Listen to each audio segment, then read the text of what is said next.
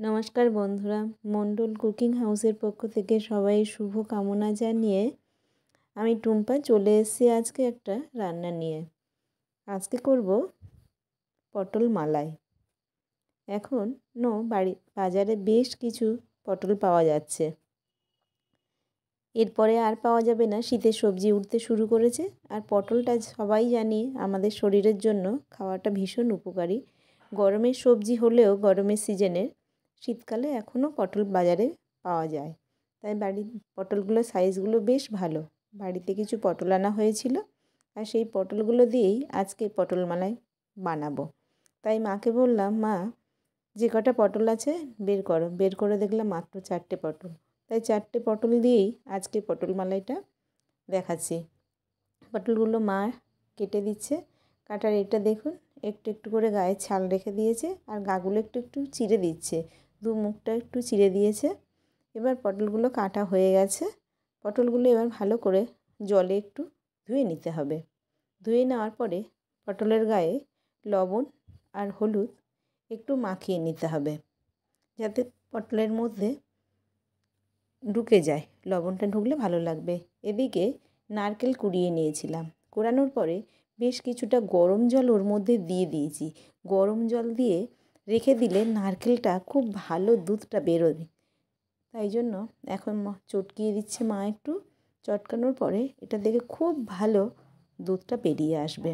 আর এই দুধটা দিয়েই মালাইটা রান্না হবে। নারকেলটা আমাদের গাছের নারকেল। আমাদের অনেকগুলো নারকেল গাছ। মাঝে মধ্যে নারকেল গাছে তো কেউ ওঠে না এখন, বড় গাছ। যখন পড়ে তখন একটা আধটা বাড়িতে এরকম রান্নার কাজে লাগিয়ে দিই বা পুজোর কাজে লাগিয়ে দিই। এবারে দুধগুলো চিপে চিপে বের করে নিচ্ছি। দুধটা কিন্তু বেশ অনেকটাই বেরিয়েছিল। এই প্রসেসে বাড়িতে দুধ বের করবেন, করার পরে একটু গরম জল দিয়ে রাখবেন, তাতে দেখবেন খুব ভালোভাবে দুধটা বেরিয়ে আসবে। দুধগুলো বের করে নিয়েছি। আর না, এবার এটাও করে নিয়েছি। এদিকে আদাটা আমি একটু ছাড়িয়ে নিয়ে গ্রেট করে নিয়েছি। এখন তো আদা আমরা কমই বাটি, গ্রেট করেই বেশি নিই। আর এতে খেতে কিন্তু বেশ ভালো লাগে। লবণ আর হলুদ মাখিয়ে নিচ্ছি। কড়াটা এবার বসিয়ে দিয়েছি, দিয়ে খুব ভালোভাবে গরম করে নিতে হবে। দিয়ে কড়াতে পরিমাণ মতন সরিষার তেল দিয়ে দিলাম। আর এই রান্নাটা সরিষার তেলেই বেশি ভালো লাগে। গরম তেলের মধ্যে পটলগুলো একে একে ছেড়ে দিতে হবে। দিয়ে খুব ভালো করে এপিঠ ওপিঠ লাল লাল করে ভেজে নিতে হবে। পটল ভাজাটা এমন হবে যাতে রান্নাতে দেওয়ার কিছুক্ষণের মধ্যেই যেন সিদ্ধ হয়ে যায়, মানে হাফ সিদ্ধ 50% সিদ্ধ এই ভাজাতেই হয়ে যাবে। আর এই পটল ভাজা কিন্তু গোটা পটল ভাজা কিন্তু আমি খেয়েছিলাম আমার পিসির বাড়িতে, বেশ ভালো লাগে। আমরা তো সবাই চেলা করেই আমরা পটল ভাজা খাই, কিন্তু গোটা পটলও ভাজা খেতে ভালো লাগে। যাই হোক, এবারে ফোড়ন দিলাম একটু গোটা গরম মশলা আর একটু সাদা জিরে।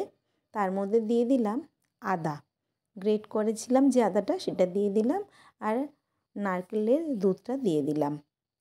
দিয়ে ফুটতে শুরু করেছে সবে। এর মধ্যে কতগুলো কাঁচা লঙ্কা দিয়ে দিলাম। যখনই ফুটতে শুরু করবে তখনই দিয়ে দিতে হবে ভাজা পটলগুলো। একে একে দিয়ে বেশ কিছুক্ষণ কিন্তু ফোটাতে হবে, যাতে পটলের মধ্যে ওই দুধের ফ্লেভারটা যেন ভিতরে যায়, তবেই কিন্তু খেতে খুব ভালো লাগবে। না ফুটতে ফুটতে এটা একদম গাঢ় হয়ে আসবে, তবেই কিন্তু এর টেস্ট ভালো লাগবে। আর এটা গরম ভাতে জাস্ট ফাটাফাটি, আর কিচ্ছু লাগবে না। মানে গরম ভাতে বলুন, তারপরে রুটি লুচির থেকে আমার গরম ভাতে এই রান্নাটা বেশি ভালো লাগে। এবার এটা গরম মশলা দিয়ে দিলাম, দিয়ে উনুনটা বন্ধ করে দিলাম। দেখুন কত সুন্দর গাঢ় গাঢ় হয়ে এসছে। আমার এই রেসিপিটি যদি ভালো লেগে থাকে তাহলে অবশ্যই আমাকে লাইক করবেন, কমেন্ট করবেন, শেয়ার করবেন। আর চ্যানেলটি নতুন কেউ দেখে থাকলে সাবস্ক্রাইব করে আমার সাথে থাকবেন। পরের দিন নতুন কোনো রেসিপি নিয়ে আসবো। আর শেষ পাতে দেখুন আজকে মাও খেতে বসেছে। মার পাতে আমি এক গাল চাইলাম যে দেখি কেমন হয়েছে, কিন্তু দারুণ ফাটাফাটি খেতে হয়েছে।